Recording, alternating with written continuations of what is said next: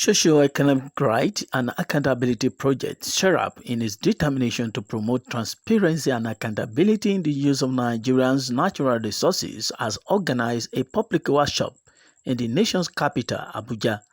The focus point of workshop was on promoting citizen action for transparency and accountability in the management of public resources in Nigeria. The workshop, which was aimed at enlightening, sensitizing and educating the Nigerian public on advocacy for transparency and accountability that engender good governance and promote socio-economic development in the country. Speaking with the newsmen at the venue of the workshop, the Deputy Director at the SERAP, Comrade Kolawole Oluwadare, and other participants enjoined Nigerians to voice how to defend their rights and hold government accountable at all levels. This event is one of those advocacy initiatives that SERAP takes on from time to time. This is the third in the series. It is a capacity building exercise for citizens of Nigeria, specifically community, citizen groups and members of community leaders. And the aim is to ensure that they are educated about the various transparency and accountability issues in Nigeria and to equip them with the tools to enable them to advocate at government effectively within the context of the law. And that also means that they are aware that SERAP is willing to partner with them to take on issues of advocacy for good governance, which includes calls for transparency and accountability, which of course we know is a constitutional right and it's something that all citizens are engaged in. And that is not limited to either registering to vote or casting their vote during elections every 4 years, but also advocating for good governance, which of course continues from time to time, irrespective of who wins or who loses at the polls. The concept of being a watchdog is every citizen's responsibility, which is why there are rights holders and duty bearers. The citizens are the right holders because we do not only elect those who pilot the affairs of state, they also appoint people on our behalf. And the great concept of democracy is that power belongs to the people. So this is something that all citizens should continue to do. And the reactions have been very loud and clear about the proposed increment for salaries of political office holders and judicial officers. And Sarah's position has been consistent with that of public interest, which is that increment of the pay of judicial officers is welcome.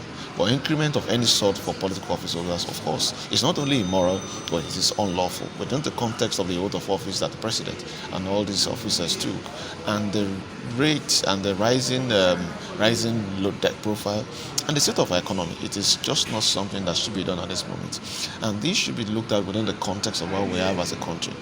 We have a growing deficit annually. For this year, it's more than 10 trillion. We have a great debt profile. Inflation is rising. Unemployment is rising.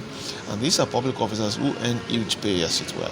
They have access to what is called security votes, which is not really lawful and which they are not really accountable for.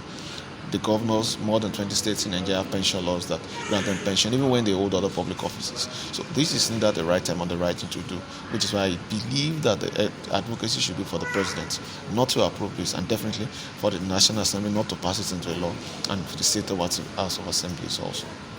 The expectations from this kind of event is that citizens who have come here today leave more educated and more empowered to take on advocacy for good governance. They see that there is hope in doing this. It is their right, it is their duty, and that it yields fruits, whether in the short term or in the long run.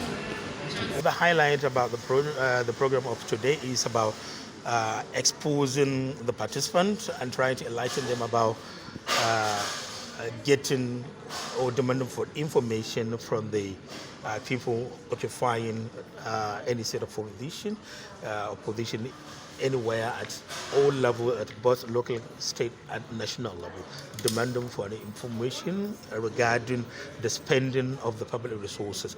That is generally what the program is all about. That is promoting accountability and prudence. Well, I served as the state coordinator for the Coalition of Freedom of Information in Nigeria.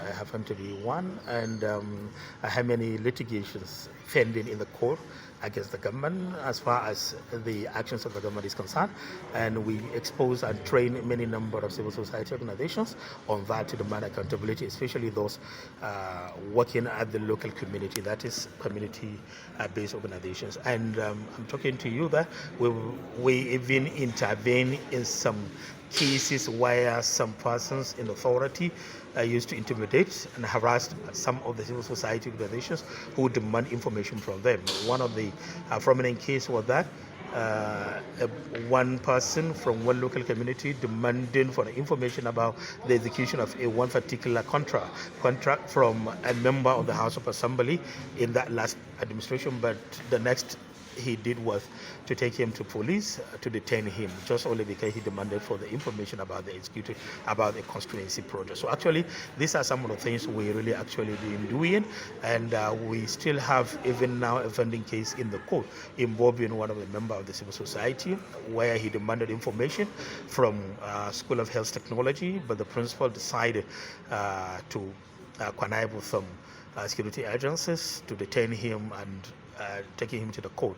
I was personally the one that actually took him on bail, and the court is now offended. So we've been doing a lot on that.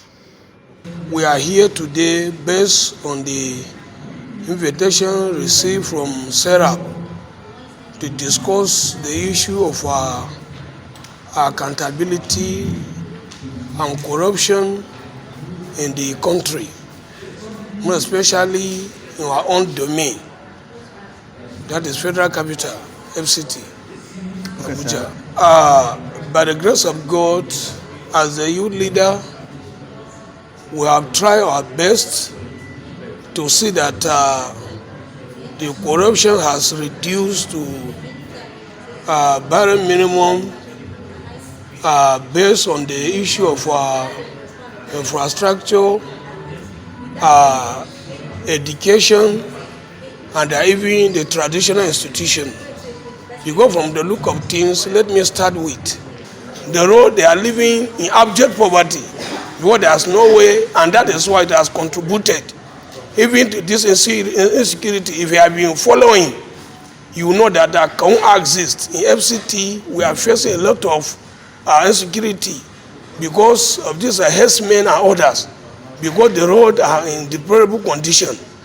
So, and we are now talking about the accountability. As we are discussing about budget and other things, you know, hardly government will call the people and say, okay, what do you want, so that I can include it in the budget to execute it. No, you only see projects, some are coming and some cannot even do at all. So these are the things that we are looking at in our own domain, and we are praying. Our prayer is that let government do the needful.